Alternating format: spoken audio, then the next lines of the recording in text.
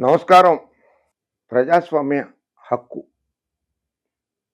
ఉంది కదా అని, రాజ్యాంగబద్ధమైన కొన్ని హక్కులున్నాయి కదా అని, కొంతమంది రాజకీయ నాయకులు జర్నలిస్టుల పైన దాడులు చేయించడమే కాకుండా, పరుష పదజాలంతో దూషిస్తున్నారు. జర్నలిస్టుల్ని కించపరుస్తున్నారు. పాత్రికేయ వృత్తిని అవమానపరుస్తున్నారు.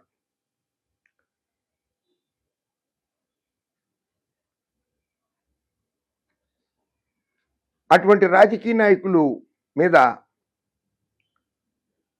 పార్టీలు కానీ, ప్రభుత్వాలు కానీ, ప్రెస్ కౌన్సిల్ ఆఫ్ ఇండియాకి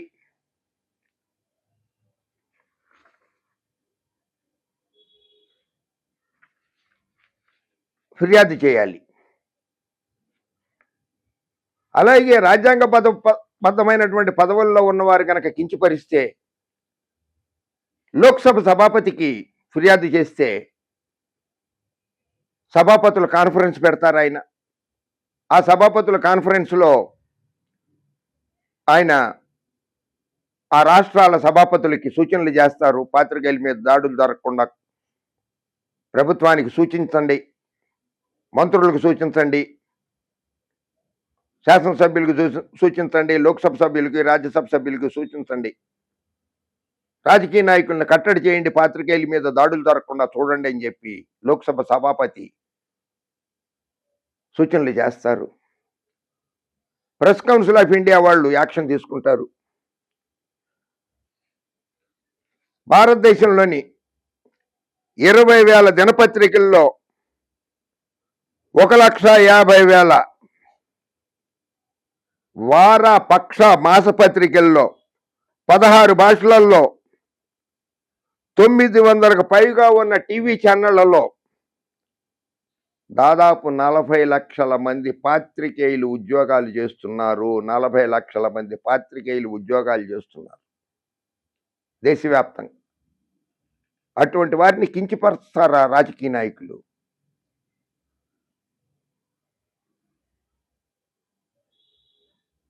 కోర్టులు కొన్ని కేసులు, న్యాయస్థానాలు కొన్ని కేసుల్ని సుమోటోగా కూడా స్వీకరిస్తూ ఉంటాయి.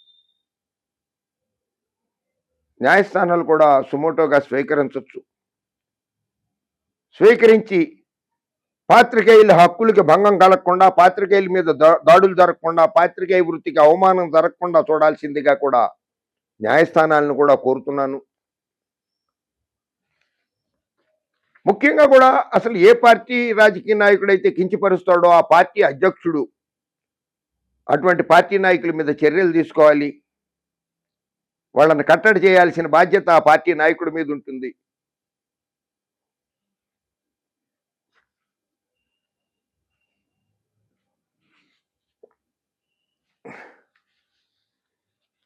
వైఎస్ జగన్మోహన్ రెడ్డి గారు స్వతహాగా శాంత స్వభావుడు గనక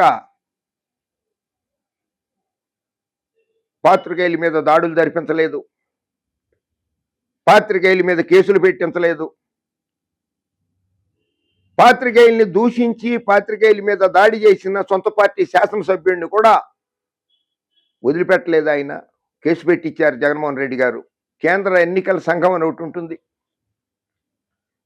ఆ కేంద్ర ఎన్నికల సంఘానికి కూడా జర్నలిస్ట్ సంఘాలు ఫిర్యాదు చేయవచ్చు, రాజకీయ పార్టీలు ఫిర్యాదు చేయవచ్చు. పాత్రికేయుల్ని కించపరచవద్దని, పాత్రికేయుల్ని అవమానపరచవద్దని రాజ్యాంగబద్ధమైనటువంటి పదవుల్లో ఉన్నటువంటి వ్యక్తులకి వినమ్రపూర్వక నమస్కరిస్తూ ప్రార్థిస్తున్నాను. మనం ఎన్ని పార్టీలు మారినా కానీ రాయకూడదు. మనం రాజకీయ నాయకులు ఎన్నో పార్టీలు మారచ్చు, నీతి నిజాయితీ నిస్వార్థం అన్ని గాలి కుదిలేయచ్చు. కానీ పత్రికలు రాయకూడదు, పత్రికలు ప్రశ్నించకూడదు, వాస్తవాలు చెప్పకూడదు. విజయ్ మాల్యా, నీరవ్ మోడీ అటువంటి వాళ్ళు కూడా బ్యాంకులకు లోన్ లేక కొట్టేసి పారిపోయారు దేశం వదిలిపెట్టి. అటువంటి వాళ్ళని ప్రశ్నించకూడదు, వాళ్ళ మీద వార్తలు రాయకూడదు అంటే ఎలా? దేశ ప్రజల సొమ్మది. కనుక వాళ్ళందరూ కూడా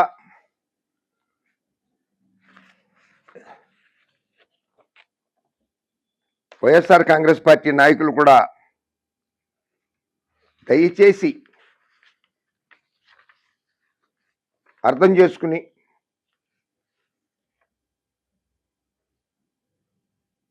పాత్రికేయుల మీద జరుగుతున్నటువంటి దాడుల్ని ఖండించి ప్రెస్ కౌన్సిల్ ఆఫ్ ఇండియాకి, లోక్సభ సభాపతికి, రాష్ట్రపతి గారికి పాత్రికేయుల తరఫున లేఖలు రాయాల్సిందిగా కోరుతున్నాను. మేము ఈ రోజుకి కూడా నేను చెప్తున్నాను, వైఎస్ఆర్ కాంగ్రెస్ పార్టీ దగ్గర కానీ, వైఎస్ఆర్ కాంగ్రెస్ పార్టీ నాయకుల దగ్గర కానీ, ఏ ఇతర రాజకీయ పార్టీ నాయకుల దగ్గర కానీ అరకప్పు టీ తాగలేదు, ₹10 కూడా తీసుకోలేదు. నీతి నిజాయితీగా బతుకున్నటువంటి పాత్రికేయులు ఇంకా ఉన్నారు. పత్రికలు కొన్నే బతుకున్నాయి, అన్నీ కాదు, కొన్ని మాత్రమే బతుకున్నాయి. టీవీ ఛానళ్ళు కూడా కొన్నే బతుకున్నాయి నీతి నిజాయితీ నిస్వార్థత నిష్పక్షపాత వార్తలు అందించడానికి.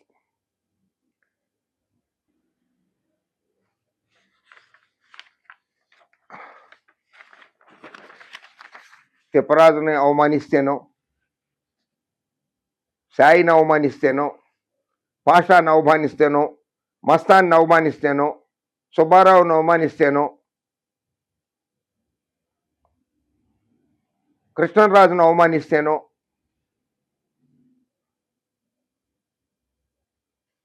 ఉద్యమం ఆగిపోదు. 40 లక్షల మంది పాత్రికేయుల్లో ఏదో ఒక పాత్రికేయుడు ఒకళ్ళో, ఇద్దరో, 10 మందో, 50 మందో రాస్తూనే ఉంటారు, చెబుతూనే ఉంటారు, అవినీతి మీద యుద్ధం ప్రకటిస్తూనే ఉంటారు ఆ పాత్రికేయులు.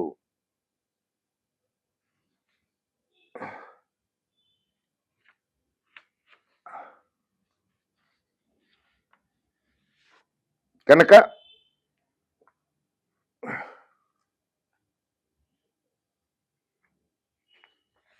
అందరూ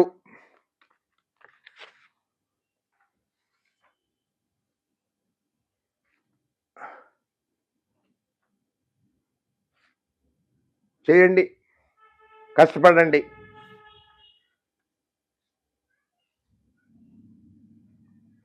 కొన్ని పార్టీలు సర్వేలు చేయిస్తాయి,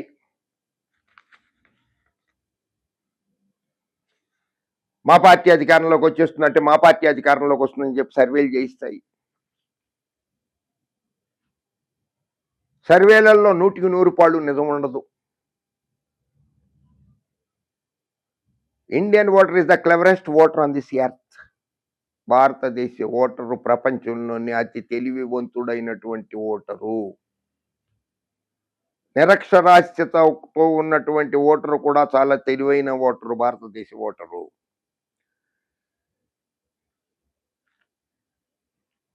జగన్మోహన్ రెడ్డి గారు అధికారంలోకి వచ్చేస్తాడు 115 సీట్లతో వస్తాడు, 120 సీట్లతో వస్తాడు, 130 సీట్లతో వస్తాడని చెప్పి ఎన్నో సర్వేలు చెప్పినాయి. కానీ ఈవీఎంలు గోలుమాలు చేసినేసి జగన్మోహన్ రెడ్డి గారు అధికారంలోకి రాలేదు.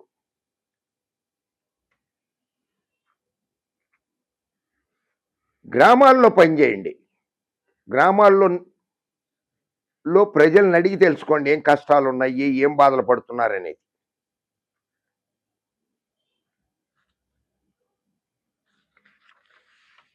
పార్టీల్లోనే కోర్టులు కూడా ఉంటారు, వాళ్లే సర్వేలు చేయిస్తారు అధినాయకుడు మెప్పు కోసం.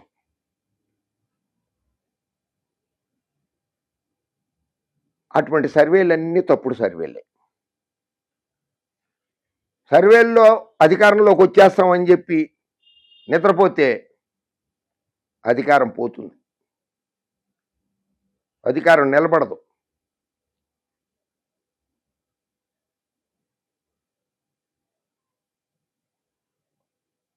గోవాలో ఆమ్ ఆద్మీ పార్టీ అధికారంలోకి వస్తుందని చెప్పారు. అరవింద్ కేజ్రీవాల్ సంతోషపడిపోయాడు. రాలేదు. అధికారంలోకి వచ్చేస్తున్నామని అరవింద్ కేజ్రీవాల్ విర్రవీగాడు. రాలేదు అధికారంలోకి. కనుక అధినాయకుల్ని కూడా మభ్యపెట్టకూడదు.